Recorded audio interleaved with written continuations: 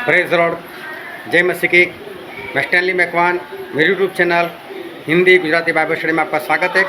मेरे चैनल को आज अभी इसी वक्त आप सब्सक्राइब कर लीजिए और परमेश्वर के ज्ञान में आप बढ़ते जाओ। आलस, कोई भी काम शांति से करना होता है, करते हैं, करेंगे, इस तरह से करना, क्या उसको पाप माना जाएगा? क्या आलस करना पाप है? और आलस है क्या? किसको कहते हैं आलस? और परमेश्वर आलसी के बारे में क्या कह रहे हैं, वो जानने के लिए मेरे साथ इस वीडियो में अंत तक बने रहो। परमेश्वर पिता का बहुत धन्यवाद करते कि आज एक बार फिर हमारे परमेश्वर हमको जिंदा रखा और परमेश्वर ने इसे का पर इकट्ठा किया। परमेश्वर का बहुत बहुत धन्यवाद। आओ परमेश्वर के वचन की और हम जाएंगे और बाइबल से हम एक वचन पढ़ेंगे जो है श्रेष्ठ गीत में उसका 5वां अध्याय, और हम पढ़ेंगे उसके पहले वचन से लेकर उसके 16 वचन तक। हे मेरी बहन, हे मेरी दुल्हन, मैं अपनी बारी आया हूँ। मैंने अपना गंधरस और बलसान चुन लिया है। मैंने मधु समेत छत्ता खा लिया। मैंने दूध और दाख मधु भी लिया। हे मित्रों, तुम भी खाओ। हे प्यारो, पियो, मन माना पियो। मैं सोती थी परंतु मेरा मन जागता था। सुन, मेरा प्रेमी खटखटाता है और कहता है, हे मेरी बहन, हे मेरी प्रिय, हे मेरी कबूतरी, हे मेरी निर्मल, हे मेरे लिए द्वार खोल, क्योंकि मेरा सिर ओस से भरा है और मेरी लटें रात में गिरी हुई बूंदों से भीगी है। मैं अपना वस्त्र उतार चुकी थी, मैं उसे फिर कैसे पहनूं? मैं तो अपने पांव धो चुकी थी, अब उनको कैसे मैला करूं? मेरे प्रेमी ने अपना हाथ किवाड़ के छेद से भीतर डाल दिया, तब मेरा हृदय उसके लिए उभर उठा। मैं अपने प्रेमी के लिए द्वार खोलने को उठी और मेरे हाथों से गंधरस टपका और मेरी उंगलियों पर से टपकता हुआ गंधरस बेंडे की मुठों पर पड़ा। मैंने अपने प्रेमी के लिए द्वार तो खोला, परंतु मेरा प्रेमी मुड़कर चला गया था। जब वह बोल रहा था तब मेरा प्राण घबरा गया था। मैंने उसको ढूंढा परंतु न पाया। मैंने उसको पुकारा परंतु उसने कुछ उत्तर न दिया। पहरे वाले जो नगर में घूमते थे मुझे मिले। उन्होंने मुझे मारा और घायल किया। शहर पहना के पहरुओं ने मेरी चद्दर मुझसे छीन ली। हे यरूशलेम की पुत्रियों, मैं तुमको शपथ धराकर कहती हूँ, यदि मेरा प्रेमी तुमको मिल जाए तो उससे कह देना कि मैं प्रेम में रोगी हूँ। हे स्त्रियों में परम सुंदरी, तेरा प्रेमी और प्रेमियों से किस बात में उत्तम है? तू क्यों हमको ऐसी शपथ धराती है? मेरा प्रेमी गोरा और लाल सा है, वह 10,000 में उत्तम है। उसका सिर चोखा कुंदन है, उसकी लटकती हुई लटें कौओं की नाई काली है। उसकी आंखें उन कबूतरों के समान हैं जो दूध में नहाकर नदी के किनारे अपने झुंड में एक कतार से बैठे हुए हो। उसके गाल फूलों की फुलवारी और बलसान की उभरी हुई क्यारियां हैं। उसके होठ सोसन फूल हैं जिनसे पिघला हुआ गंधरस टपकता है। उसके हाथ फिरोजा जड़े हुए सोने के किवाड़ हैं। उसका शरीर नीलम के फूलों से जड़े हुए हाथी दांत का काम है। उसके पांव कुंदन पर बैठाए हुए संगमरमर के खंभे हैं। वह देखने में लबानोन और सुंदरता में देवदार के वृक्षों के समान मनोहर है। उसकी वाणी अति मधुर है, हाँ वह परम सुंदर है। हे यरूशलेम की पुत्रियों, यही मेरा प्रेमी और यही मेरा मित्र है। ये परमेश्वर का वचन है और परमेश्वर का वचन हमारे बहुत ही आशीषित है और परमेश्वर पिता का वचन सच्चा है और बाइबल में लिखा है, तो सच्चाई को जानेगा तो सच्चाई तुझे आज़ाद करेगी। बहुत ध्यान से आज एक बार फिर परमेश्वर के वचन को सुनना, क्योंकि वचन सिर्फ सुनना ज़रूरी नहीं है, उसको मानना भी ज़रूरी है। क्योंकि वचन अगर सुनो और वचन को सुनकर याद भी रखो, फिर भी वो वचन जो है वो काम नहीं करता। जब तक हम वचन को सुनते हैं और उसको सिर्फ याद रखते हैं, तब तक हमारे जीवन के अंदर जो बदलाव आना चाहिए वो बदलाव नहीं आता। एक भाई साहब थे, तो गरीबी की हालत में जीवन जी रहे थे। तो उनको ऐसा था कि कहीं से मेरे पास पैसा आ जाए, कहीं से मैं धनवान बन जाऊं। तो किसी के पास गया, कोई होगा संत वगैरह, तो उनके पास जाकर बोला कि मैं धनवान होना चाहता हूं, मेरे पास पैसे नहीं, आप कुछ ऐसा करो कि मैं तुरंत धनवान बन जाऊँ। तो बोलो उसमें क्या हो सकता है, तुरंत हो सकता है। तो उसको नदी के किनारे पर लेकर गए और वहाँ पर ढेर सारे पत्थर पड़े हुए थे। छोटे मोटे पत्थर पड़े हुए थे। तो उस संत ने इतना बताया कि जितने पत्थर है, बोले नदी के किनारे ये जो पत्थर पड़े हुए उसमें एक पत्थर ऐसा है कि उस पत्थर को तू कहीं पर भी लगाएगा, किसी लोहे की चीज़ पर लगाएगा, पीतल की चीज़ पर लगाएगा, वो सोना हो जाएगा। लेकिन ढेर सारे पत्थर में उसको ढूंढना है, बस एक ही पत्थर ऐसा है। बोले वो तो ठीक है, लेकिन मुझे कैसे पता चलेगा ये पत्थर वही है? तो बोले वो पत्थर गर्म रहेगा, दूसरे पत्थर से वो गर्म रहेगा, और जो पत्थर तुझे गर्म लगे तो समझ लेना कि पत्थर तुझे मिल गया। अभी इससे क्या सोचा कि चलो पत्थर तो ढेर सारे, अभी मैं भी ढूंढता हूँ इसको, तो हाथ में गर्म लगेगा तो पता चल जाएगा कि ये वही पत्थर है। लेकिन एक ही पत्थर दोबारा आ जाएगा तो ढेर सारे पत्थर पड़े। तो उसने क्या किया, पत्थर लिया, देखा कि गर्म नहीं है, डाल दिया नदी में। दूसरा लिया, उसको भी डाल दिया उसको नदी में। तो पूरा दिन उसका चला गया, लेकिन गर्म पत्थर उसके हाथ में नहीं आया। पत्थर डालता गया। अभी दूसरा दिन हुआ तो दूसरे दिन भी वही काम करने लग गया, और दूसरे दिन वापस वो पत्थर को उठा कर फेंकने लगा। तीसरा दिन हुआ, अभी तो उसकी आदत बन गई, पत्थर उठाओ फेंको। सातवां दिन आया, गर्म पत्थर उसके हाथ में आ गया। लेकिन क्या हर रोज़ आता नहीं था, वो पत्थर उठा कर डालता था, पत्थर उठा कर नदी में डालता था। एक गर्म वाला है वो भी डाल दिया। जैसे ही डाला उसको, यार ये तो गर्म था। बोला अब क्या, अभी तो नदी में चला गया, अभी नदी में कैसे जाए और अंदर से कैसे निकाले? तो इसने सुना हुआ था कि ऐसा है कि एक पत्थर गर्म होगा और वो पत्थर से सोना बन सकता है, तो धनवान बन सकता है। और याद भी था उसको, वही काम भी कर रहा था, लेकिन आदत कौन सी हो गई, पत्थर उठाओ फेंको। तो उसमें जो उसको समझ में था, उसको याद भी था, लेकिन फिर भी उसको वो बात जो है वो फ़ायदेमंद नहीं हुई, क्योंकि जब गर्म पत्थर आया तब भी उसने उस पत्थर को डाल दिया। एक बार प्रभु यीशु प्रचार कर रहे थे, तो प्रचार करते करते प्रभु यीशु ने ऐसा सिखाया कि तेरा भाई अगर तेरे विरुद्ध में कुछ कर ले और पश्चाताप करे, और पश्चाताप कर कर अगर तेरे पास आए, क्षमा मांगे, तो बोले तो उसको माफ़ कर देना। तो पतरस बहुत ध्यान से सुन रहे थे। तो पतरस को सवाल हो गया कि चलो मैं माफ़ तो कर दूं, लेकिन प्रभु से मैं मेरे भाई को कितनी बार माफ़ करूं? बोले 70 बार, 7 बार माफ़ करो। बोले नहीं 7 बार नहीं, लेकिन 70 गुना माफ़ कर। तू 7 बार का बोलता है, तो मैं तुझसे बोलता हूँ 70 गुना।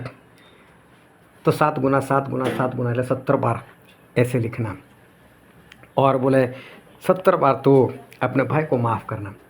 अभी देखना कि पतरस ने अच्छे से सुना होगा, तभी तो उसको याद है कि प्रभु यीशु ने क्षमा करने के ऊपर कुछ सिखाया।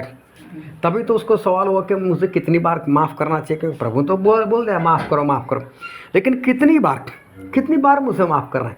तो ध्यान से सुना होगा, तभी उसको सवाल आया। तो उसके दिल में ये बात बैठी हुई थी। अभी क्या हुआ कि जब प्रभु यीशु को पकड़ने के लिए आए, तो वही पतरस ने क्या किया, तलवार निकाली और किसी का कान काट दिया, जबकि उसको पक्का मालूम था कि प्रभु यीशु ने क्या सिखाया, माफ़ करो। लेकिन सुनी हुई बात इसको फ़ायदेमंद नहीं हुई, कि जो उससे सुना था उसके हिसाब से वो चला नहीं। एक बार फिर प्रभु यीशु ने ऐसी कुछ मरने की बात की। हम बाइबल से पढ़ते उसको, मत्ती रचित सुसमाचार उसका 26वां अध्याय और 31 से पढ़ो। तब यीशु ने उनसे कहा, तुम सब आज ही रात को मेरे विषय में ठोकर खाओगे, क्योंकि लिखा है कि मैं चरवाहे को मारूंगा और झुंड की भेड़ें तितर बितर हो जाएगी। परंतु मैं अपने जी उठने के बाद तुमसे पहले गलील को जाऊंगा। इस पर पतरस ने उससे कहा, यदि सब तेरे विषय में ठोकर खाए तो खाए, परंतु मैं कभी भी ठोकर न खाऊंगा। यीशु ने उससे कहा, मैं तुमसे सच कहता हूँ कि आज की रात को मुर्गे के बांग देने से पहले तू 3 बार मुझसे मुकर जाएगा। पतरस ने उससे कहा, यदि मुझे तेरे साथ मरना भी हो तो भी मैं तुझसे कभी न मुकरूंगा। और ऐसा ही सब चेलों ने भी कहा। अभी देखो क्या हुआ, प्रभु उसने एक बार फिर मरने की बात की, और प्रभु उसने ऐसा कहा कि बाइबल में जैसा लिखा है वैसा होगा। बोले चरवाहे को मैं मारूंगा और भेड़ तितर बितर हो जाएगी, मतलब मुझे मार देंगे और तुम सब लोग मुझे छोड़कर भाग जाओगे। तो जब ये सुना पतरस ने, बाकी चेलों ने भी सुना। तब पतरस बोला कि देखो प्रभु, ये 11 लोग ठोकर खा सकते, मैं नहीं ठोकर खाने वाला, मैं तो आपके पीछे चलूँगा, मैं तो आपके लिए मरने के लिए भी तैयार हूँ। तो प्रभु ने क्या बोला कि पतरस, आज ही रात मुर्गा बांग देने से पहले तू 3 बार मेरा इनकार करेगा। तो पतरस बोलता, नहीं प्रभु, अगर आपके साथ जेल में भी जाना पड़े तो मैं जेल में जाने के लिए भी मैं तो तैयार हूँ। तो बाकी जो 11 चेले थे वो भी पीछे नहीं रहे, वो बोले, हाँ प्रभु, हम भी जेल में जाने के लिए तैयार है, लेकिन हम भागेंगे नहीं आपको छोड़कर। और तभी उसी वक्त थोड़ी देर में ऐसा हो गया कि सिपाही लोग आए प्रभु यीशु को पकड़ने के लिए, और सही में सभी चेले प्रभु यीशु को छोड़कर भाग गए। देखो, इन लोगों ने सुना था, अच्छे से सुना था, इनके दिल में भी ये बात थी, लेकिन फिर भी उन लोगों ने वही काम किया जो उनको नहीं करना चाहिए था। बस जो अंदर बात थी, जो उन्होंने सुना था, उसके हिसाब से उनको काम करना था, वो हिसाब से काम नहीं किया। इतना नहीं, लेकिन फिर बाद में पतरस को कैसा हुआ कि चलो यीशु मसीह को कहाँ लेकर जाते हैं, मैं भी पीछे पीछे जाता हूँ। तो पतरस भी चले गए, और किसी जगह पर यीशु मसीह को ठहरा हुआ था, वहाँ पर उनको कोड़े मारे हुए थे, और पतरस भी वहाँ पर जाकर आग सेकने लग गया, और वो वहाँ पर बैठ गए। अभी क्या हुआ, किसी ने आकर पतरस को देखा, बोले, तू भी गालिल का ही लगता है तू यीशु का चेला है। उससे इनकार कर दे। ये बात भी उसको पता थी, और ये सुनकर ही पतरस ने बोला था, नहीं प्रभु, मैं तो जेल में जाने के लिए तैयार, लेकिन मैं आपका इनकार नहीं कर सकता। फिर भी देखो, जो जानता था उसके विरोध में उसने काम किया। 3 बार उसने प्रभु का इनकार कर दिया। उसके बाद में जब मुर्गे ने 2 बार बांग दी, तब रोने लग गया, लेकिन जो करना था वो तो कर दिया। अभी देखो, किसी ने सुना ना हो बात अलग से, याद ना हो और ना करो वो बात भी अलग से, सुना भी अच्छे से, याद भी अच्छे से, फिर भी इंसान जिस तरह से काम करना चाहिए वो काम इंसान वो कर नहीं पा रहा है। तो सुनी हुई बात का इनको फ़ायदा क्या। मरकुस में एक बात लिखी है, हम पढ़ते हैं मरकुस उसका 14वां अध्याय और उसका 50। इस पर सब चेले उसे छोड़कर भाग गए। सभी ने बड़ी बड़ी बात की थी, प्रभु सो हम भी पतरस की तरह जेल में जाने के लिए तैयार, हम भी मरने के लिए तैयार। मतलब सभी ने अच्छे से सुना था कि प्रभु यीशु ने क्या बोला था, इनको याद भी था, लेकिन ये सारे चेले वो प्रभु यीशु को छोड़कर वो चले गए। पतरस ने भी जानकर 3 बार प्रभु यीशु का जो इनकार करना था वो आखिर में कर दिया। एक बार प्रभु यीशु ने बोला कि स्वर्ग का राज एक व्यापारी के समान है। व्यापारी ने अपने 3 नौकरों को बुलाकर, एक को 5 सिक्के दिए, एक को 2 दिए, एक को 1 दिया। और जब व्यापारी वापस आकर उनके पास हिसाब लेता है तो 5 वाले ने और 5 कमाई कर लिए, 2 वाले ने और 2 कमाई कर ली, लेकिन 1 वाला जो था उसकी जब बारी आती है तो बाइबल में हम पढ़ते हैं मत्ती उसका 25वां अध्याय और उसका 24 वचन पढ़ो। तब जिसको 1 तोड़ा मिला था उसने आकर कहा, हे स्वामी, मैं तुझे जानता था कि तू कठोर मनुष्य है और जहाँ नहीं छिटता वहाँ से बटोरता है। सो मैं डर गया और जाकर तेरा तोड़ा मिट्टी में छिपा दिया। देख, जो तेरा है वह यह है। अभी देखो, ये इंसान 1 वाला, उसने कोई काम नहीं किया, उसने 1 सिक्का जो था उसको संभाल कर रखा, ज़मीन में दफन कर संभाल कर रखा। लेकिन जब नौकर है तो उसको करना क्या चाहिए। एक लड़की थी 13-14 साल की, और उसकी मम्मी ने गैस के ऊपर कुछ सब्जी रखी थी। अभी गैस जो है वो चालू कर रखा था और सब्जी उस पर पक रही थी।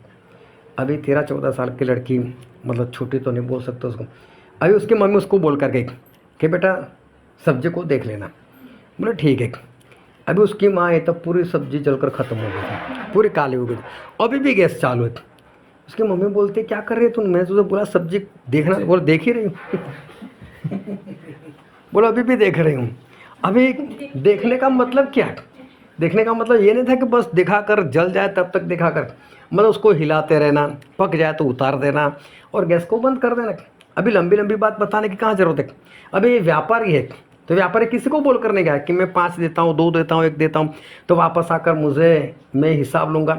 अभी कोई भी दुकान वाला अगर किसी को, अपने नौकर को दुकान देख कर जाता है तो इसका मतलब यही है कि उसको कारोबार करना है, उसको कमाई कर रही है, और जब भी उसका मालिक आए तो हिसाब दे रहा है। ये बोल कर नहीं जाना है, वो तो पता ही होता है उसको कि मुझे इसी काम के लिए तो रखा है।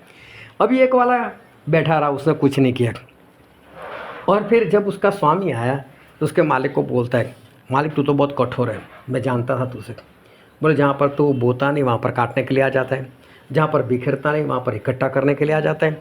मुझे मालूम था तो ऐसा था, इसलिए मैंने संभाल कर रखा। अभी देखो ये जिस तरह से बात कर रहा है उससे ये पता चलता है इसको मालूम था इसको क्या करना चाहिए था। उसके मालिक ने उसको क्या कहना चाहा था वो बिना सुने इसको मालूम है कि मुझे क्या करना चाहिए, लेकिन मालूम है फिर भी उसने किया क्या? उसने जो नहीं करना था वही किया। वो बैठा रहा और उसने कोई काम नहीं किया। अभी समझ लो हम घर से बाहर निकलते हैं, घर के बाहर एक रास्ता है, वहाँ पर खड्डा है। हम जानते हैं उस खड्डे को कि इसी जगह पर वो खड्डा है। हम ये भी जानते हैं कि हम वहाँ पर गिर गए तो हमारी हड्डी टूट सकती है, और फिर भी हम उसी खड्डे में गिर जाएगी और हड्डी भी टूट जाएगी। और उसके बाद हम बोले नहीं मुझे तो पहले से मालूम था यहाँ पर था खड्डा। तो सुनने वाला क्या सोचेगा? बोले तू इतना मूर्ख है, जब तू उसे मालूम भी था तो तू उसमें गिरा कैसे?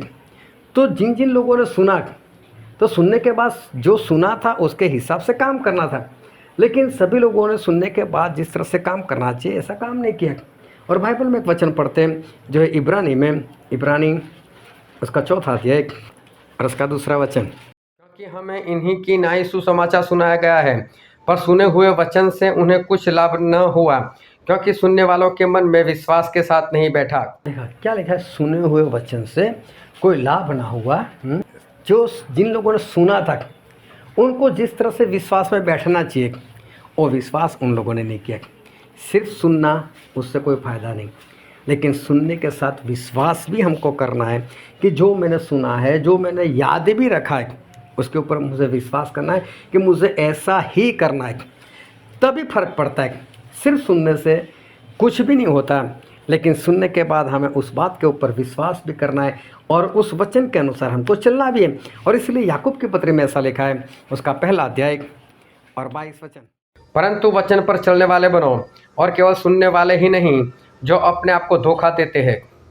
वचन को सिर्फ सुनने वाले ना बनो, लेकिन उस पर चलने वाले बनो, क्योंकि जो सिर्फ सुनता है वो खुद को धोखा देता है। सभी ने सुना कि हमें क्या करना चाहिए, लेकिन उन लोगों ने उस तरह से किया नहीं। अभी ध्यान से समझना कि जब भी हम वचन सुनते तो इस बात को हमें याद रखना है कि सिर्फ सुनना नहीं है, सिर्फ सुनकर उसको याद नहीं रखना है, उसके ऊपर विश्वास करना है और विश्वास करके उसके ऊपर हमें चलना है। तभी सुनी हुई बात जो है वो हमारे फ़ायदे के लिए होगी।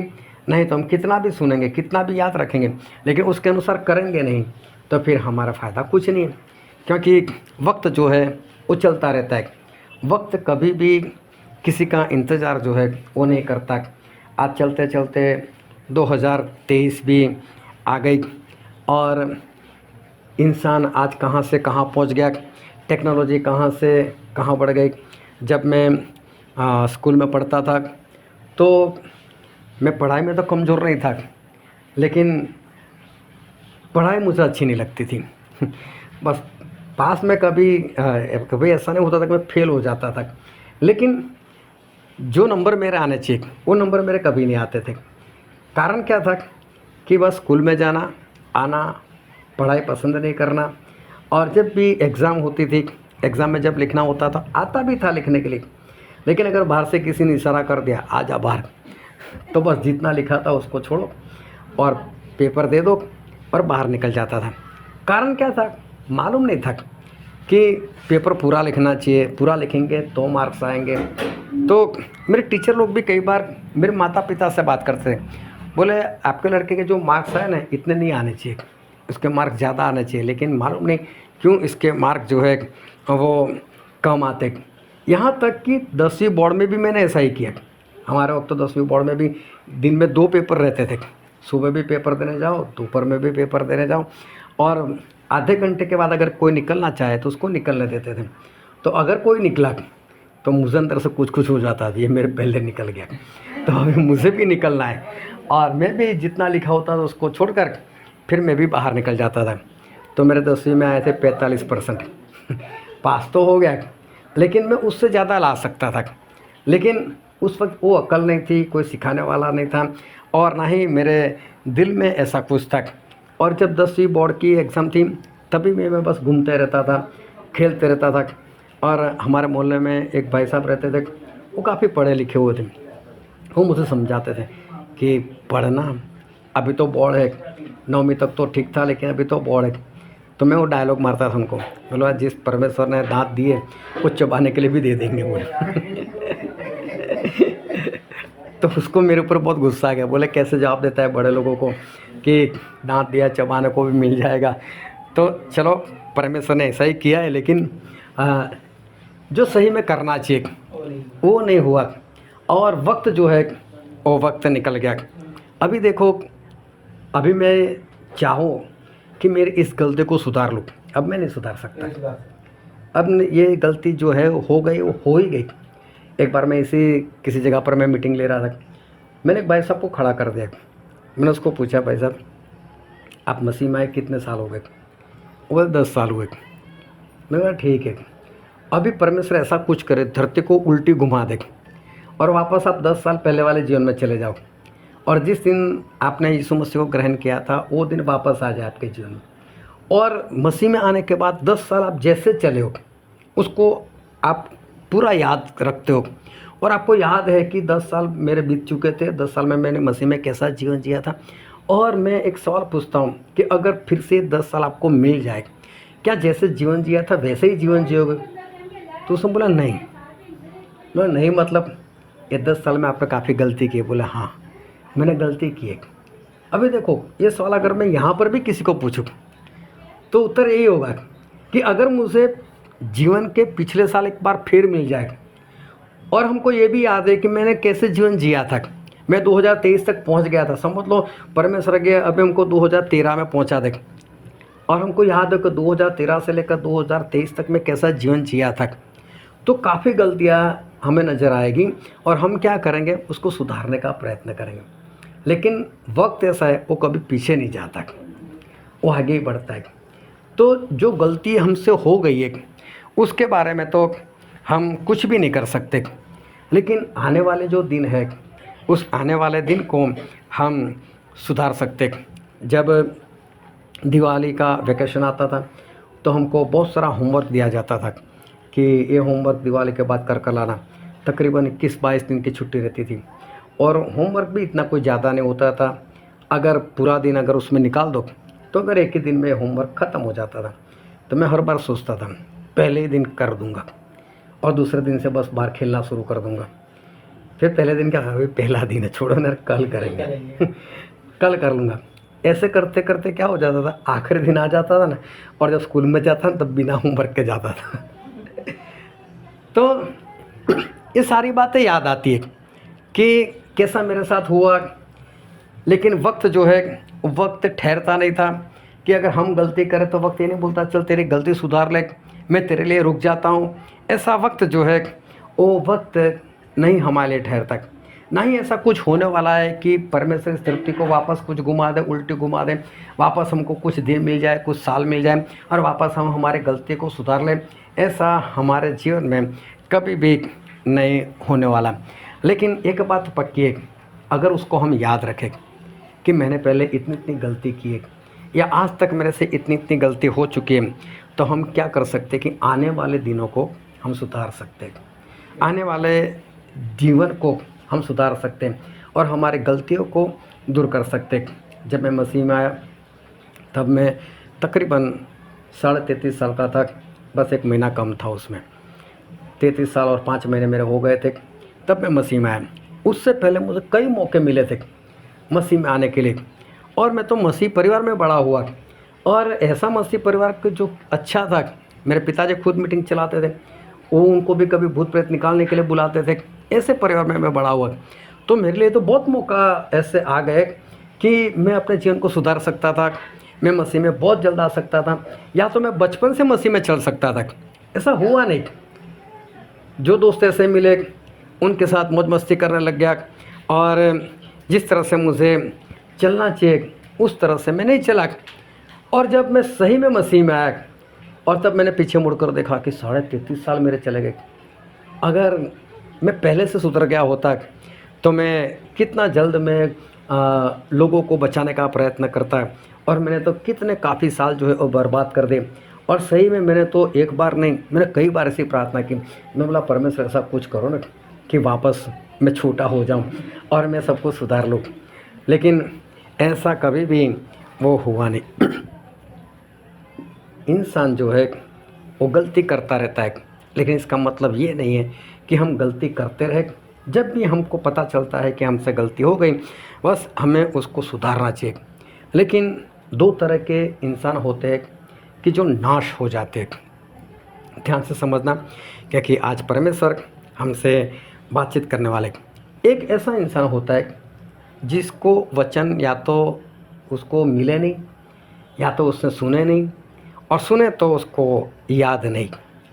और ऐसा इंसान जो है वो नाश हो जाता है, क्योंकि उसके पास वचन ही नहीं है। उसने वचन सुने तो उसको याद नहीं है, और याद ना होने के कारण वो इंसान उनाश हो जाता है। और हो सकता है कि ऐसा इंसान कि इसको वचन भी है, सुने भी है, याद भी है, लेकिन उसके ऊपर विश्वास ही नहीं है। अगर विश्वास भी नहीं करता इंसान, तो चलो वो भी तो नाश होने वाला है। तो मान सकते हैं कि इसको तो विश्वास ही नहीं था, इसके लिए वो नाश हो गया।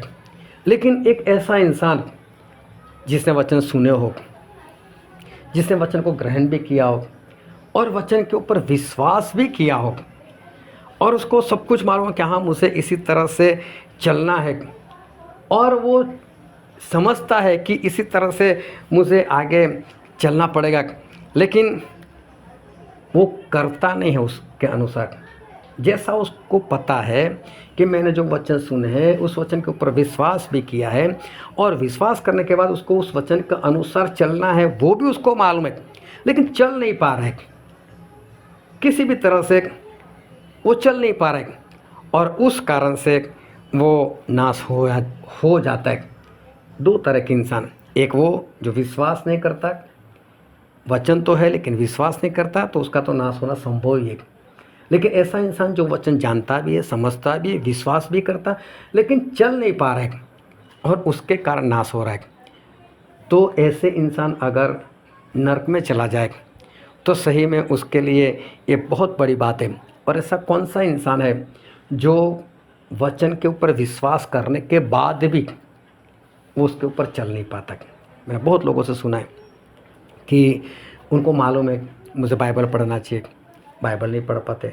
उनको मालूम मुझे प्रार्थना करनी चाहिए, लेकिन प्रार्थना नहीं कर पाते। उनको मालूम है कि मुझे उपवास करना चाहिए, लेकिन उपवास नहीं कर पाते। उनको ये भी मालूम है कि मुझे संगति में रहना चाहिए, लेकिन फिर भी नहीं रहते। और ऐसा नहीं है कि जब संगति होती है, उपवास का दिन होता है या वो तय करता है, उसको याद नहीं रहता। वो भी उसको याद रहता है, लेकिन जब करने का वक्त आता है तब उसको ऐसा लगता है छोड़ो यार, कल कर दूंगा, एक आज का दिन छोड़ो, कल से तो मैं संगति में जाऊंगा, कल तो मैं उपवास भी कर लूँगा, कल तो पूरा बाइबल पढ़ लूँगा, कल तो प्रार्थना भी कर लूँगा। उसके अंदर कहीं ना कहीं एक आलस उसके अंदर समा जाती है, और जिसके कारण उसको जो करना चाहिए वो कर नहीं पाता। और देखो नीति वचन में एक ऐसी बात लिखी है, नीति वचन का पुस्तक, और हम पढ़ते उसका 6 अध्याय 9 और 10 वचन। हे आलसी, तू कब तक सोता रहेगा? तेरी नींद कब टूटेगी?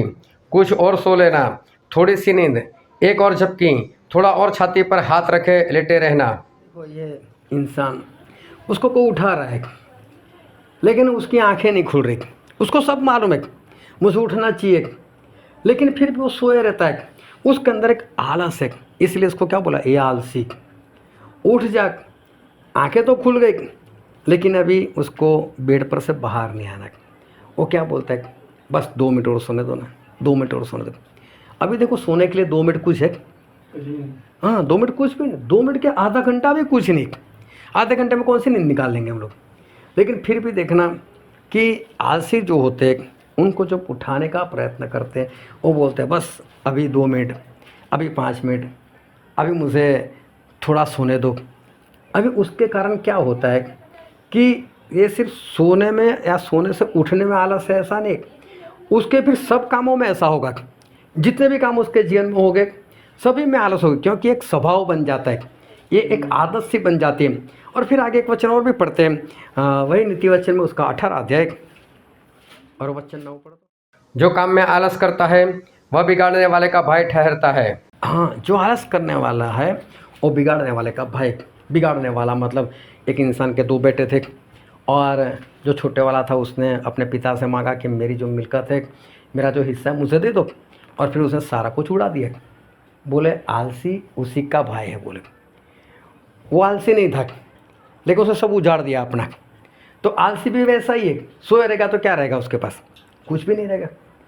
हमारे वडोदरा शहर में एक लड़की है और उसका रिश्ता किसी लड़के के साथ है। लड़के के साथ आया तो लड़की ने मना कर दिया। तो मैंने पूछा मना करने का कारण, क्योंकि मुझे पता चला लड़का देखने में अच्छा है, बड़ा सा घर है, पैसे वाला भी है, पढ़ा हुआ भी, सब कुछ है। तो बोले मना क्यों कर दिया? बोलो काम कुछ नहीं करता। बोला काम नहीं करता तो उसमें क्या था, उसके पास संपत्ति काफ़ी है। बोले हाँ करोड़पति है, लेकिन अगर वो करेगा नहीं कुछ तो कल जाकर ख़त्म हो गया फिर। तो उसको एक डर लगा, करता नहीं है कुछ, सिर्फ गंवाता है, तो फिर हो सकता है वो तो कभी भी ख़त्म हो जाए। तो बोले ऐसा नहीं चलेगा, चाहे कम होगा तो चलेगा, लेकिन काम करने वाला होगा। तो मैं उसको हाँ बोले। मैं बोला अच्छी बात है इसकी भी, कि अगर वो काम ही नहीं कर रहा है तो फिर जाएगा तो कब तक रहेगा हमारे पास, क्योंकि आ तो रहा नहीं, बस जा रहा, तो फिर कितना भी होगा वो तो कभी ना कभी तो वो ख़त्म होने वाला है। तो परमेश्वर बोलते हैं जो आलसी है वो ऐसा जो बिगाड़ने वाला है, मतलब अपना सब कुछ गंवा देता है, उसका ही भाई है। बोले वो आलसी नहीं है जो गंवा देता है, लेकिन आलसी उसी का भाई है, मतलब आलस से गंवा देता है और वो अपनी कमजोरी के कारण या मूर्खता के कारण वो गंवा देता है, लेकिन ये दोनों वो भाई है। प्रभु ने कहा कि स्वर्ग का राज बोले 10 कंवारियों के समान है, उसमें से 5 बुद्धिमान थी और 5 मूर्ख थी। ये कई बार हमने इसको पढ़ा है, कई बार इसको समझा है, कई बार इसको सुना है, लेकिन परमेश्वर ने पहले ही लिख दिया 5 मूर्ख थी। लेकिन उनको मूर्ख क्यों कहा? जबकि 10 के 10 तैयार थे, सभी के पास मसाल थे, सभी की मसाले जल रही थी और सभी तैयार होकर अपने दूल्हे का इंतज़ार भी कर रही थी। जब रात हुई तो सभी की सभी मसाल लेकर निकल गई बाहर, और जो भी चौराहा था वहाँ पर जाकर अपने दूल्हे का इंतज़ार करने लगी। इंतज़ार करते करते एक को नहीं सभी को नींद आ गई, सभी सो गए। और सोने के बाद जब आधी रात में दूल्हे की आवाज़ आई कि दूल्हा आया है, तो एक नहीं सभी की सभी जाग गई। यहाँ तक सब कुछ ठीक है, जैसे 5 बुद्धिमान करती है वैसे ही 5 मूर्ख स्त्री उन्होंने भी यही किया है। लेकिन जब दूल्हा की आवाज़ आई और सभी लोग जाग गए तो सभी की मसाल बुझने लग गई थी, क्योंकि उसका तेल ख़त्म हो गया था। लेकिन 5 को बुद्धिमान क्यों कहा?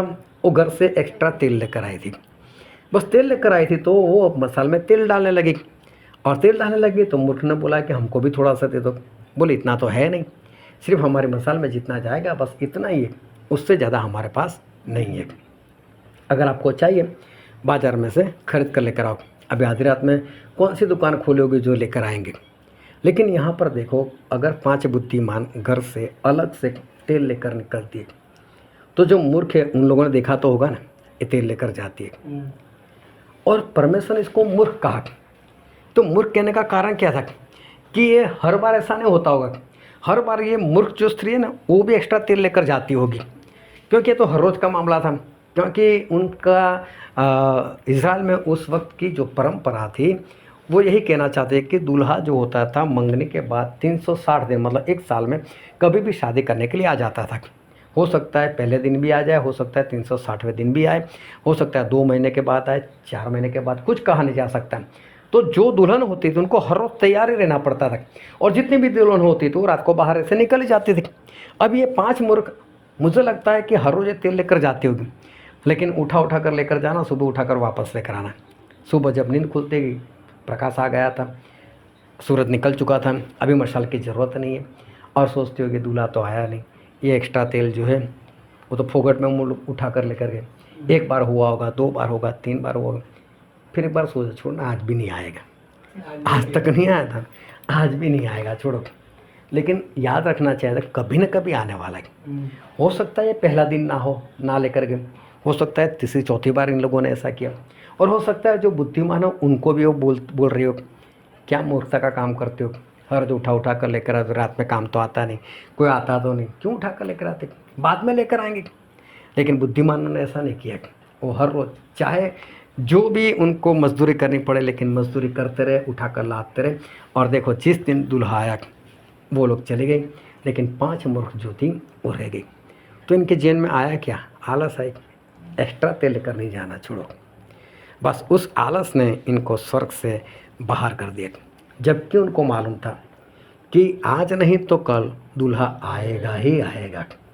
तो जब इतना मालूम था, इंतज़ार भी कर रही थी, तो फिर एक ही काम बाकी रह गया ना कि चलो तेल लेकर जाना था। बस वही काम ये नहीं कर पाई, और कारण ये था कि उनके अंदर जो आलस थी, उस आलस के कारण ये लोग काम नहीं कर पाए, और परमेश्वर ने उनकी इसी लापरवाही को या आलस को मूर्खता का नाम दे दिया। ये दूल्हा कोई और नहीं, वो हमारा परमेश्वर है, और प्रभु यीशु कभी भी हमको लेने के लिए आने वाले, और जब भी आएंगे तब हम कैसे होने चाहिए, हम तैयार होने चाहिए। अगर उस वक्त हम तैयार नहीं है, आज कई लोग बोलते हैं कि तैयार रहो, तैयार होने का वक्त है। सही में तैयार होने का वक्त ख़त्म हो गया, अभी तो तैयार रहने का वक्त है कि हर पल हमें हमारे प्रभु यीशु के साथ हमें तैयार रहना पड़ेगा कि जब भी वो आए हम चले जाएं। अभी देखो यहाँ पर 5 ऐसी स्त्रियाँ हैं जिसको परमेश्वर ने बुद्धिमान बोला, और 5 ऐसी है जिसको परमेश्वर ने मूर्ख बोला। थी तो साथ में रह रही थी, तो इसका मतलब 5 लोग हैं वो आत्मा से चलने वाली है, और दूसरी जो 5 वो आत्मा से नहीं चल रही। तो इसका मतलब जो आत्मा से नहीं चल रही है, उनका रिश्ता या उनकी संगति आत्मा से चलने वाले लोगों के साथ थी। तो इसका मतलब क्या हुआ कि अगर हम लोग, जो लोग पूर्ण रीति से आत्मा से चलते, अगर उनके साथ भी संगति रखें तो भी हम बच जाएंगे, वो कह नहीं सकते, क्योंकि उनके साथ संगति नहीं, उनके जैसा बनना पड़ेगा तो हम बचाए जा सकते। 5 मूर्ख स्त्री वो अच्छे लोगों के साथ संगति है, लेकिन संगति उनको नहीं बचा पाई। पास्टर कितना भी अच्छा हो, कितना भी आत्मा से चलता हो, और उसके साथ लोग कितनी भी करीबी से रहे, लेकिन उसके जैसे नहीं बनेंगे, तो अच्छा अगुवा होने का भी कोई फ़ायदा नहीं। तो फ़ायदा कब है कि जब हम उनके अनुसार चलते। तो लोग चल क्यों नहीं पाते? चल इसलिए नहीं पाते क्योंकि आलस होती। छोड़ो आज नहीं, हम कल करेंगे, परसों करेंगे। बाइबल में एक दृष्टांत दिया हुआ है, एक धनवान था, और जो धनवान था वो हर रोज़ नए नए कपड़े पहनना, पार्टियों में जाना, घूमना फिरना, ये सब काम करता था, और उसके घर के बाहर लाजर को छोड़ दिया जाता था। और ये धनवान हर रोज़ शराब पीना, मौज मस्ती करना, पार्टियों में जाना, यही उसका काम था। वो हर रोज़ देखता था इस लाजर को, वो चाहता था तो लाजर की सहायता कर सकता था, उसके लिए कमरा बनवा सकता था, इसका इलाज करवा सकता था, उसको कपड़े दिला सकता था। लेकिन कभी भी इस धनवान ने इस बात पर अपना मन नहीं लगाया, कभी भी इस बात के ऊपर उसने जोर नहीं लगाया। बस वो अपनी मर्ज़ी से जीवन जीता रहा। उसके घर भी परमेश्वर के लोग आते थे, उसके पास भी बाइबल था, अंदर लिखा हुआ है कि भविष्यवक्ता की पुस्तक है उसके पास थी, लेकिन फिर भी उसने ना तो बाइबल पढ़ा, ना तो उसने किसी परमेश्वर के दास का कहा हुआ माना, और आखिर में वो नरक में चला गया। देखो, उसको परमेश्वर ने मूर्ख नहीं कहा, उसके लिए मूर्ख शब्द नहीं है, लेकिन 5 ऐसी स्त्रियाँ जो थी उनको मूर्ख कहा। इसको क्यों मूर्ख नहीं कहा? क्योंकि कभी इसने परमेश्वर के ऊपर विश्वास ही नहीं किया, वचन के ऊपर कभी विश्वास ही नहीं किया, परमेश्वर के दास को कभी माना ही नहीं, बाइबल कभी उसने पढ़ा ही नहीं। तो जब सब कुछ जानता ही नहीं था वो और चला गया नरक में, तो परमेश्वर ऐसे लोगों को मूर्ख नहीं कहते, क्योंकि उनको तो जाना ही था।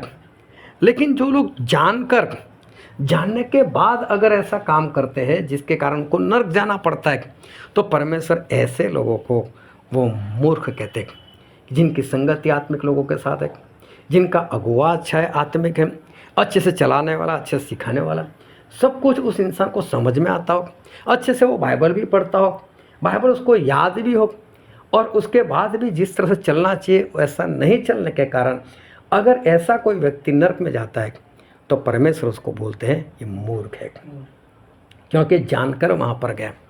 जो नहीं जानता था और वहाँ पर गया, वो तो ठीक है, वो तो नहीं जानता था इसलिए चला गया, लेकिन जो जानने के बाद ऐसा करता है उसको परमेश्वर मूर्ख बोलते हैं।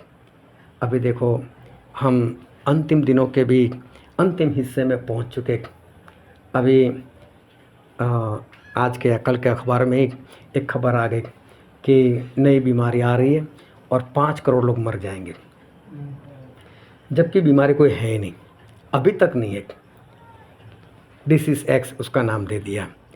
बोले ये बीमारी आएगी तो बोले कोरोना से 7 गुना ज़्यादा लोगों को मारेगी, ऐसी भयानक सी बीमारी।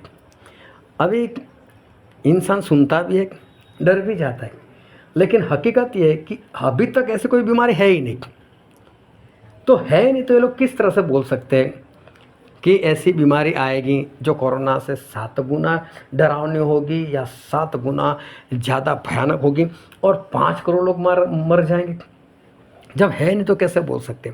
चलो और लोगों को समझ में आए ना आए, लेकिन हम विश्वासी लोगों को तो समझ में आना चाहिए कि ये सब कुछ इसलिए हो रहा है क्योंकि प्रभु यीशु ने बोला था कि अंतिम दिनों में बीमारियाँ फैलेगी।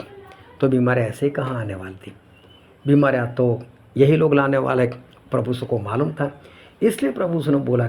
और बीमारी का कोई नाम प्रभु यीशु ने नहीं बोला था कि ये नाम की बीमारी आएगी, क्योंकि उनको मालूम था कि मालूम नहीं आखिरी दिनों में शैतान कैसी कैसी हरकत करेगा और कितनी बड़ी बड़ी बीमारी लेकर आएगा। लेकिन प्रभु यीशु ने बोल दिया बस बीमारियाँ आएगी और बीमारियाँ फैलेंगी। और देखो आज ये सब कुछ हमारे सामने देखते देखते वो सब कुछ हो रहा है। आज इंसान जो है वो अपने आप को परमेश्वर समझने लग गया है और वो चाहता है कि मैं परमेश्वर के जैसा हो जाऊं। आज ऐसी ऐसी मशीनें बन गई हैं कि माँ को पूछा जाता है कि बोल तुझे कैसा बेटा चाहिए, गोरा चाहिए, काला चाहिए, उसके होठ कैसे चाहिए, ऐसी डिज़ाइन बनाकर वो दे देते। कोई बात नहीं, ऐसा ही बेटा होगा। कहाँ तक इनका नॉलेज जो है या तो इनका ज्ञान जो है वो कहाँ तक वो बढ़ चुका है और कैसे कैसे काम जो है ये लोग कर रहे। और जब ये सब कुछ होने लगे तो प्रभु ने कहा था कि मेरा आना अभी पास में है। और देखो इब्रानी में ऐसा लिखा है, इब्रानी उसका 10वां अध्याय और वचन 25, और एक दूसरे के साथ इकट्ठा होना न छोड़ें जैसे कि कितनों की रीति है, पर एक दूसरे को समझाते रहे, और जो जो उस दिन को निकट आते देखो त्यों त्यों और भी अधिक यह किया करो। हाँ, यहाँ पर ऐसा लिखा है जैसे जैसे वो दिन, मतलब प्रभु यीशु का आना जैसे जैसे पास में आते दिखाई देता है, वैसे वैसे हमें इकट्ठा होने में क्या करना है, और ज़्यादा प्रयत्न करना है। मतलब कि हमको संगति को बढ़ाना है। एक संगति नहीं, 2 संगति नहीं, बार बार संगति मिले, ऐसा हमें कुछ करना है। जहाँ जहाँ पर संगति हो वहाँ वहाँ पर संगति के लिए हमको भागना पड़ेगा, क्योंकि प्रभु यीशु ऐसा बोलते हैं कि जैसे जैसे उस दिन को पास में आते हो देखो वैसे वैसे ज़्यादा प्रयत्न करो। तो हमें क्या करना है, इकट्ठा होने में ज़्यादा प्रयत्न करना है ताकि हम ज़्यादा वक्त के लिए हम इकट्ठा हो सकें। फिर यूहन्ना में ऐसा लिखा है, यूहन्ना और उसका अध्याय 6 और 53 से पढ़ो। यीशु ने उनसे कहा, मैं तुमसे सच सच कहता हूँ कि जब तक मनुष्य के पुत्र का मांस न खाओ और उसका लहू न पियो तुम में जीवन नहीं। जो मेरा मांस खाता और मेरा लहू पीता है अनंत जीवन उसी का है, और मैं अंतिम दिन फिर उसे जिला उठाऊंगा। क्योंकि मेरा मांस वास्तव में खाने की वस्तु है और मेरा लहू वास्तव में पीने की वस्तु है। जो मेरा मांस खाता और मेरा लहू पीता है वह मुझ में स्थिर बना रहता है और मैं उसमें। देखो यहाँ पर प्रभु से क्या बोलते हैं कि मेरा जो मांस है वो सही में खाना है और मेरा जो लहू है वो सही में पीना है। और प्रभु भोज की बात कर रहे हैं कि सही में मेरा मांस जो है खाना है और सही में मेरा लहू जो पीना है। जो कोई उसको खाता है और पीता है वो मुझ में रहता है और मैं उसमें रहता हूँ। मतलब जो नहीं खाता और जो नहीं पीता ना वो प्रभु में है ना प्रभु उसके अंदर है। फिर प्रभु बोलते जो खाता है और पीता है उसको अंतिम दिन में जी उठाऊंगा। मतलब जो नहीं खाता और नहीं पीता तो उसको उठाएंगे भी नहीं। तो प्रभु यीशु ने तो बहुत स्पष्ट बोल दिया कि मेरा लहू सही में पीना है और मेरा मांस जो है वो सही में खाना है। तो हमें क्या करना चाहिए, हमें ऐसा करना चाहिए कि जैसे जैसे प्रभु यीशु का आना निकट होता जा रहा है हमें ये काम बार बार करना चाहिए, बार बार करना चाहिए। कई लोग ऐसा मानते हैं कि इसको महीने में 1 बार करना चाहिए। जो यहोवा विटनेस वाले होते हैं वो लोग ऐसा समझते हैं कि साल में 1 बार करना चाहिए। लेकिन पौलुस ने बहुत स्पष्ट बताया कि जितनी बार इकट्ठा होते हो उतनी बार परमेश्वर की याद में ये किया करो। जब जब भी हम इकट्ठा होते हैं तब हमें ऐसा करना चाहिए, हमें प्रभु यीशु का लहू पीना चाहिए। क्योंकि जब हम प्रभु यीशु का लहू पीते उसका मांस खाते तो पौलुस ने ऐसा बोला पहले खुद को जांचना फिर उसको खाना, फिर उसको पीना। तो कई लोग क्या समझते हैं, अपने आप को जांचो, अपने आप को परखो, और पाप नज़र आए तो बोले इसको मत लेना। सही में ऐसा नहीं है। अपने आप को जांचना परखना किस बात में, कि जो प्रचार होता है उस प्रचार में पास्टर ने, परमेश्वर के दास ने जो कुछ सिखाया, क्या वो वाली बात मेरे अंदर है, क्या वो पाप मेरे अंदर है, हमें वो जांचना है। और वो पाप है तो हमें परमेश्वर से क्षमा मांगनी, हाँ प्रभु आज जो प्रचार हुआ ना वो पाप तो मेरे अंदर है, और प्रभु इस पाप को मैं मानता हूँ और आज से मैं इसको छोड़ता हूँ, और फिर हमें प्रभु बोझ लेना है। ऐसा नहीं है कि जब हमारे अंदर कोई पाप नहीं तब हमको लेना है। लहू पवित्र है, मांस भी पवित्र है, लेकिन पवित्र लोगों के लिए नहीं है। स्वर्ग में इसको नहीं लेना है। एक बार स्वर्ग में चले गए फिर हमको नहीं लेना है। जब हम पाप करते तभी हमको लेना है। तो प्रभु ने क्या बोल कर दिया था हमारा, कि ये मेरी नई वाचा का वो पवित्र लहू है जो बहुतों की पापों की क्षमा के निमित्त बहाया जाता है। तो ये तो पापों की क्षमा के लिए, हमारे अंदर पाप है तो ही इसको लेना है, नहीं है पाप तो मत लो। तो सही में पाप है इसीलिए लेना है। यहूदा इस्करियोती को प्रभु ने दिया, क्या प्रभु उसको नहीं जानते थे? क्या प्रभु को ये नहीं मालूम कि ये किस तरह से ले रहा है? तो ये प्रभु से उसको दिया ना, और यहूदा ने भी लिया ना। हाँ, कोई गलत रीति से लेता है वो उसके ऊपर है, लेकिन हमें तो सभी को देना ही देना है। और ये पापों की क्षमा के लिए तो हमारे अंदर पाप है ना, तभी इसको लेने की ज़रूरत है। जिस दिन हम पूर्ण रीति से पवित्र हो जाएंगे हमें प्रभु बोझ की ज़रूरत नहीं रहेगी। लेकिन जब तक पाप है तब तक तो हमें इसकी ज़रूरत रहेगी। तो प्रभु क्या बोलते हैं कि जो खाएगा और पिएगा उसी को मैं अंतिम दिन उठाऊंगा। जो खाएगा पिएगा वो मेरे अंदर रहता है और मैं उसके अंदर रहता हूँ, और मेरा लहू वास्तव में पीने की चीज़ें और मेरा मांस वास्तव में खाने की चीज़ें। लेकिन ये जानने के बाद भी अगर इंसान उसको ना ले और अगर वो नरक में चला जाए तो फिर कोई फ़ायदा नहीं। प्रभु ने कहा, एक वचन पढ़ते हैं, मत्ती रचित सुसमाचार उसका 23वां अध्याय और 23 वचन। हे कपटी शास्त्रियों और फरीसियों, तुम पर हाय, तुम पुदीने और सौंफ और जीरे का 10वां अंश देते हो, परंतु तुमने व्यवस्था की गंभीर बातों को अर्थात न्याय और दया और विश्वास को छोड़ दिया है। चाहिए था कि इन्हें भी करते रहते और उन्हें भी न छोड़ते। हाँ, प्रभु से ऐसा बोलते, तुम 10वां तो देते हो, लेकिन 10वां देने के बाद क्या करते हो? बोले विश्वास छोड़ देते हो, न्याय की बातों को छोड़ देते हो। तो बोले ऐसा नहीं करना था, वो भी करना था और इसे भी नहीं छोड़ना था, मतलब दोनों करना था।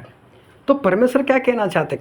परमेश्वर ये कहना चाहते हैं कि जो हम कमाई करते हैं उसका 10वां हिस्सा तो देना ही देना है, लेकिन वो अगर देते हैं लेकिन साथ में हमारा चाल चलन सही नहीं तो फिर 10वां देने का भी कोई फ़ायदा नहीं।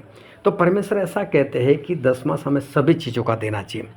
मतलब हमारे जो आयु है उस आयु का, हमारा जो जीवन है उसका भी 10वां हिस्सा, जो हम जीवन जीते, हमारी आयु जितनी भी है समझ लो हम लिखवा कर तो लेकर नहीं आए, हमें मालूम नहीं है। तो जिस दिन हम सुबह उठते हैं तो समझ लो हमको 24 घंटे मिल गए, और 24 घंटे के हिसाब से 2 घंटे और 24 मिनट वो 10वां हमारा होता है। हर रोज़ हमें 2 घंटे 24 मिनट परमेश्वर के काम के लिए इस्तेमाल करना ही करना है। इसको याद रखना कि 2 घंटे 24 मिनट हमें परमेश्वर के काम के लिए इस्तेमाल करना है। किसी को बचाने के लिए, किसी को सुसमाचार देने के लिए, किसी को गवाही देने के लिए, या तो घर में बैठकर और लोगों को प्रार्थना करने के लिए। हम खुद के लिए तो प्रार्थना करते हैं, लेकिन लोगों के लिए प्रार्थना करने के लिए भी हमें 2 घंटे 24 मिनट किसी न किसी तरह से परमेश्वर के काम के लिए हमें बिताना ही बिताना है। क्योंकि अगर हम नहीं बिता दें तो समझ लो कि परमेश्वर का वक्त जो है हम चोरी कर लेते। एक सिक्का वाला सब कुछ जानता था कि मुझे किस तरह से जीवन जीना चाहिए, उसको मालूम था मेरा मालिक कैसा है, लेकिन फिर भी वो बैठा रहा, आलस में बैठा रहा और आलसी बनकर बैठा रहा। इसलिए आखिर में उसके मालिक ने उसको बोला ये आलसी है। दूसरा उसके बारे में बोला है दुष्ट है। तीसरी बात उसके लिए बोला है निकम्मा है, उसको बाहर के अंतरे में डाल दो, इससे कुछ काम नहीं किया। तो आलस की वजह से इंसान सब कुछ जानने के बाद भी वो काम नहीं कर पा रहा है। उसको ऐसा लगता है बस मैं करूँगा, कल से करूँगा, अगले महीने से करूँगा, मेरी बर्थडे से करूँगा, नया साल आता है मैं तभी से करूँगा। लेकिन सही में ना कल आती है, ना अगला साल आता है, ऐसा कुछ भी होता नहीं। इंसान के अंदर एक आलसपना आ जाता है, जिसके कारण वो परमेश्वर का काम वो सही से नहीं कर पाता। जबकि उसको वचन मालूम है, वचन की समझ भी है, याद भी है उसको, जब करना चाहिए उस वक्त पर भी उसको याद है कि मुझे ऐसा नहीं करना चाहिए या करना चाहिए, लेकिन फिर भी नहीं कर पाता, क्योंकि उसके अंदर एक आलस रहती है। और प्रकाशित वाक्य में ऐसा लिखा है, प्रकाशित वाक्य उसका 3 अध्याय उसका 20 वचन, देख मैं द्वार पर खड़ा हुआ खटखटाता हूँ, यदि कोई मेरा शब्द सुनकर द्वार खोलेगा तो मैं उसके पास भीतर आकर उसके साथ भोजन करूँगा और वह मेरे साथ। परमेश्वर ऐसा बोलते हैं कि मैं बाहर रहकर उसके दरवाजे पर खटखटाता हूँ। और दरवाज़ा कहाँ से बंद है? अंदर से बंद है, तभी तो बाहर से कोई खटखटाएगा ना, क्योंकि अगर खुला होगा तो खटखटाएगा नहीं। तो प्रभु से ऐसा बोलते, देख मैं द्वार पर खड़ा हूँ और द्वार पर आकर मैं खटखटाता हूँ। लेकिन प्रभु सु के चेले दरवाज़ा बंद कर बैठे थे और प्रभु सु अचानक से अंदर आ गए थे। उन्होंने तो कोई खड़काया नहीं, डायरेक्ट अंदर आ गए और बोले तुम्हें शांति हो। तो प्रभु सु तो बंद दरवाजे से भी अंदर आ सकते, तो उनको दरवाज़ा बंद है खुला है उससे कोई मतलब नहीं। कहने का मतलब ये किसी घर के दरवाजे की बात नहीं है।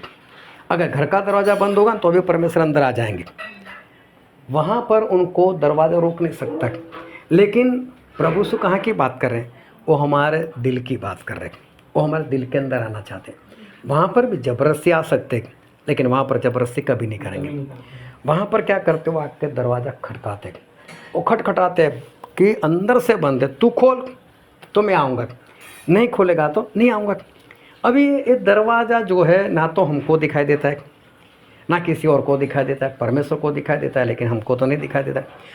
अगर उसको खटखटाते तो उसकी आवाज़ हमको नहीं सुनाई देती, क्योंकि जिस तरह से दरवाज़ा खटकाते हैं उसी तरह से उसकी आवाज़ नहीं आती। लेकिन हमारे जीवन में ऐसी घटनाएं बनती है, और जब ऐसी घटनाएं बनती हैं तब पता चलता है कि हाँ परमेश्वर दरवाज़ा ठोक रहे कि अभी मैं खोलूँ और उनको अंदर बुलाऊँ। लेकिन होता क्या है कि जैसे वो वक्त आता है, करता हूँ, अभी करता हूँ, बाद में करता हूँ, पहले इतना काम निपटा लो। अभी हमारा वहाँ रात को प्रार्थना चल रही थी, तो मैंने लोगों को बोला भाई साहब आओ प्रार्थना में आना चाहिए, क्या आपको प्रार्थना की कभी ज़रूरत नहीं होगी? तो 2-4 लोग थे, मना कर दिया, हम लोग प्रार्थना में नहीं आएंगे।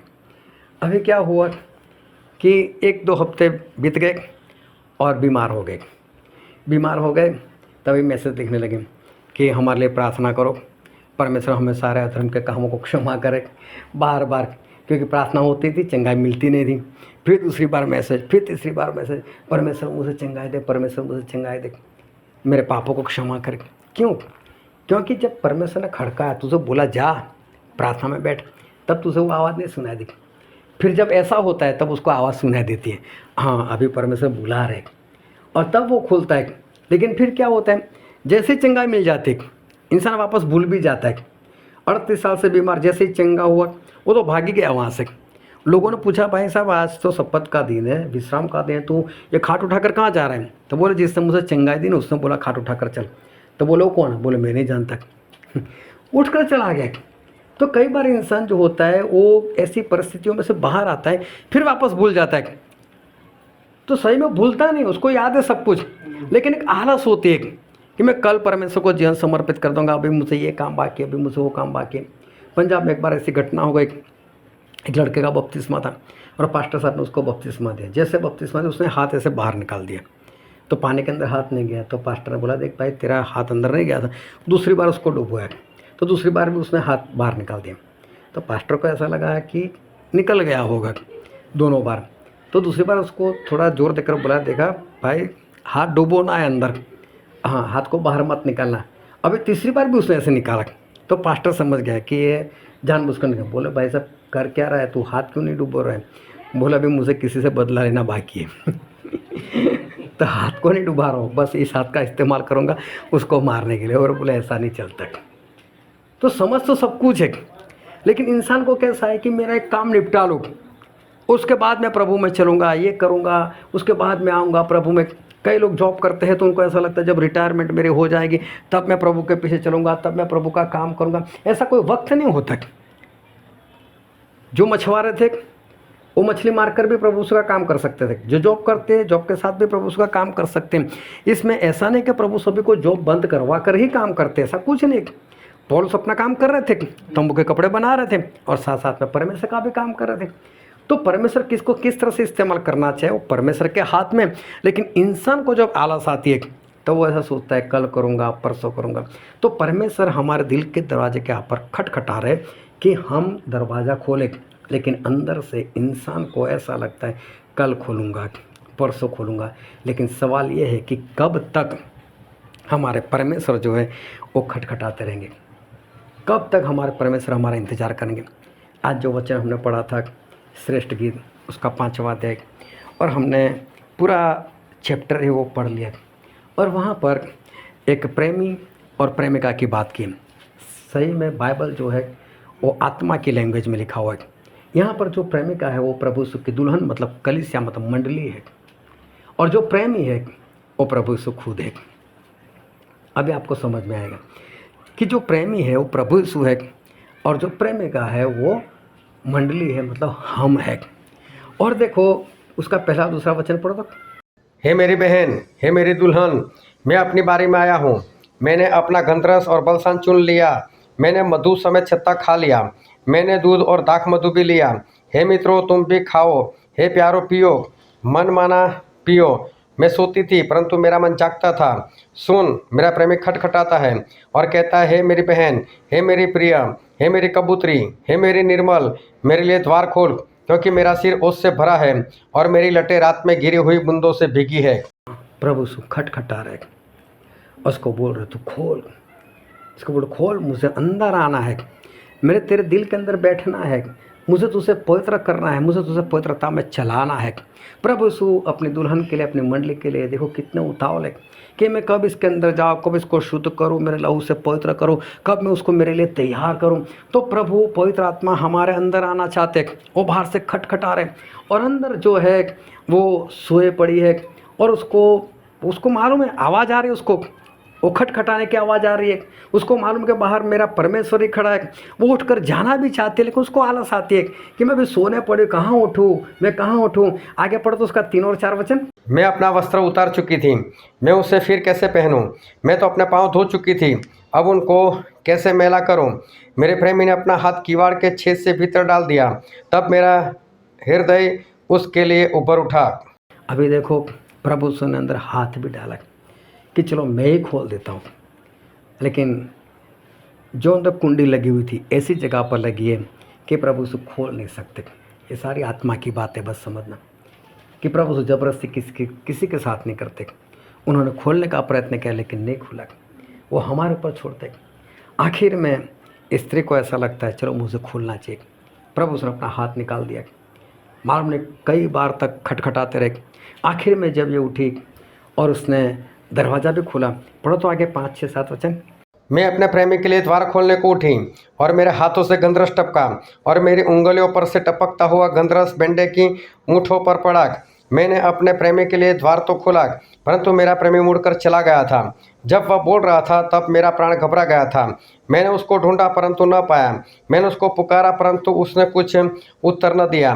पहरे वाले जो नगर में घूमते थे मुझे मिले, उन्होंने मुझे मारा और घायल किया। शहर पहना के पहरुओं ने मेरी चतर मुझसे छीन ली। जब दरवाज़ा खुला तब वो वहाँ पर नहीं था। कब तक प्रभु यीशु खटकाते रहेंगे, कब तक प्रभु यीशु हमारा इंतज़ार करते रहेंगे। एक दिन तो ऐसा आएगा अगर हम नहीं खोलेंगे तो प्रभु यीशु चले जाएंगे, और एक दिन अगर ऐसा आ गया फिर क्या। अभी देखो इसने किसी तरह से उठकर अपनी आलस को दूर करके जब खोला, लेकिन आलस में इतने दिन बिता चुके थे, इतना वक्त गंवा चुके थे कि प्रभु यीशु वहाँ से चले गए थे। अब इसके हाथ में कुछ नहीं है। 5 मूर्ख स्त्री, यही हुआ इनके साथ। दूल्हा आ गया तब तक आलस, और अभी तेल ढूंढने के लिए गई, अभी मारी मारी आधी रात में भी घूमती कहीं से तेल मिल जाए, कहीं से तेल मिल जाए। लेकिन अब क्या फ़ायदा, अब तो दूल्हा आ भी चुका था और अपनी दुल्हन को लेकर चला भी गया था। अब क्या फ़ायदा, सब कुछ मालूम था कि बाहर कौन है, कौन खटखटा रहा है, और उसके बिना मेरे जीवन ही नहीं है।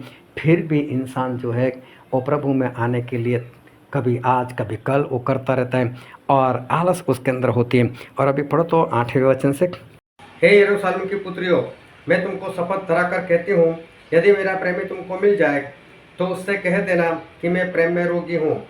हे स्त्रियों, मैं परम सुंदरी, तेरा प्रेमी और प्रेमियों से किस बात में उत्तम है? तू क्यों हमको ऐसी शपथ धराती है? मेरा प्रेमी गोरा और लाल सा है, वह 10,000 में उत्तम है। उसका सिर चोखा कुंदन है, उसकी लटकती हुई लटे कौवों की नाई काली है। उसकी आंखें उन कबूतरों के समान है जो दूध में नहाकर नदी के किनारे अपने झुंड में एक कतार में बैठे हुए हो। उसके गाल फूलों की फुलवारी और बलसान की उभरी हुई क्यारियां हैं। उसके होठ शोषण फूल हैं जिनसे पिघला हुआ गंधरस टपकता है। उसके हाथ फिरोजा जड़े हुए सोने के किवाड़ हैं। उसके शरीर नीलम और फूलों से जड़े हुए हाथी दांत का काम है।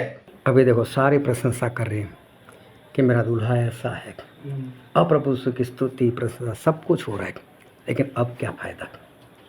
ये पहले करना था, वक्त निकल गया। उसके बाद हम कितनी भी प्रार्थना करें, कितनी भी प्रभु की महिमा करें, कोई फ़ायदा नहीं।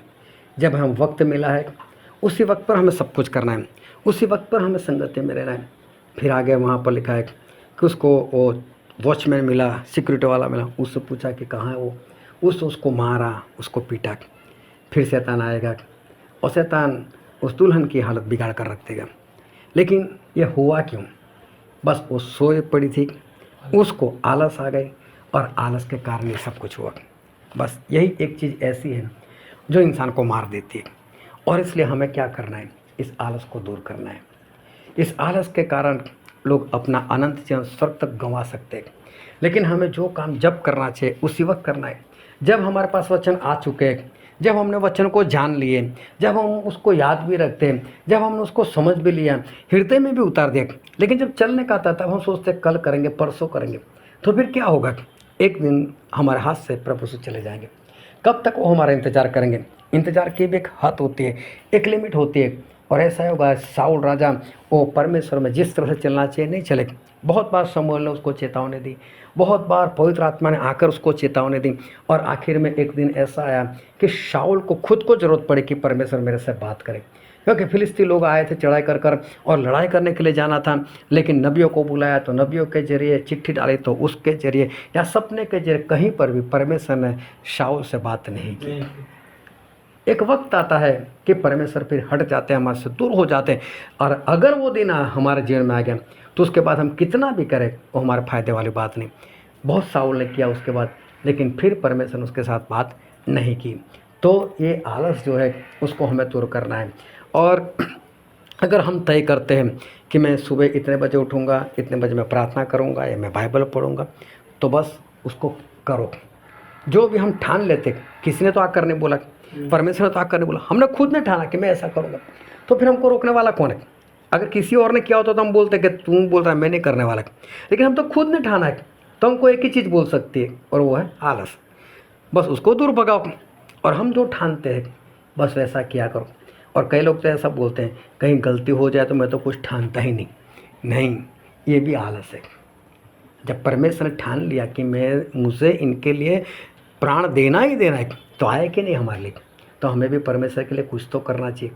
हम उनके जैसे नहीं है, लेकिन उनके समान बनने का प्रयत्न तो कर सकते हैं। हाँ, तो हमें आलस को दूर करना है और परमेश्वर में चलना है। जो वचन हम जानते हैं उसकी आज्ञाकारी हमको करनी है, ताकि हम स्वर्गराज के वारिस बन सके। हालेलुया। आओ हम सभी अपनी आँखों को बंद करें, अपने मस्तकों को प्रभु यीशु के आगे झुकाएं। जो राजाओं के राजा है, जो प्रभु के प्रभु है, जो हमारे बीच में है। मेरे प्रियो, ये वक्त है कि हम इस सारे वचन को एक बार फिर हमारे दिल के सामने, हमारे निगाह के सामने लेकर आए। ये वक्त है कि इस वचन को लेकर हम अपने आप को जांचें, हम अपने आप को परखें। जैसे वो 5 मूर्ख स्त्री थी, आलस के कारण तेल लेकर नहीं गई। क्या कहीं वो मैं तो नहीं? अपने आप को जांचो, अपने आप को परखो। क्या वो 5 मूर्ख स्त्री में से एक मैं तो नहीं कि मेरा जीवन भी ऐसा ही है? क्या उस स्त्री की तरह जो पलंग में सोई पड़ी थी, बाहर परमेश्वर दरवाज़ा खटखटा रहे थे, लेकिन उठने को मन नहीं होता था? आज खुद को जांचो, खुद को परखो, कहीं वो मैं तो नहीं कि मुझे भी जो करना चाहिए, जिस वक्त पर करना चाहिए, मैं नहीं कर पा रहा। आलस मेरे अंदर है। अपने आप को जांचो, क्या मैंने कभी ऐसा कुछ तय किया था कि मैं सुबह जल्दी उठकर प्रार्थना करूंगा या बाइबल पढ़ूंगा, या मैं संगत में रहूंगा, ये ऐसा करूंगा? क्या कहीं ऐसा तो नहीं कि आलस के कारण ऐसा काम मैंने किया ही नहीं? मेरे प्रियो, अगर ऐसा हुआ है और परमेश्वर की आत्मा और आपकी आत्मा, आपका दिल वो अंदर से गवाही दे रहा है कि हाँ ऐसा है, तो ये वक्त वो है कि हमें इस बारे में पश्चाताप करना है। हमें परमेश्वर के आगे अपने पाप को कबूल करना है कि हाँ प्रभु, मैं वही हूँ, मैंने आलस की है, जो करना चाहिए वो मैंने नहीं किया। मैंने भी कल पर बहुत छोड़ा और कल कभी मेरे जीवन में आया नहीं। लेकिन परमेश्वर से कहो कि परमेश्वर आज तक जो हुआ मुझे क्षमा करो, लेकिन अब से मैं आपके पीछे ईमानदार से चलूँगा, मेरे आलस को मैं दूर कर दूँगा। और परमेश्वर सहायता मांगे कि परमेश्वर आप मुझे अपना आत्मा का सामर्थ्य दो ताकि मैं वो काम कर सकूं। और देखो प्रभु दयालु है, सारे पापों को क्षमा करेंगे, अपना आत्मा का बल भी देंगे ताकि हम वो काम कर पाएंगे।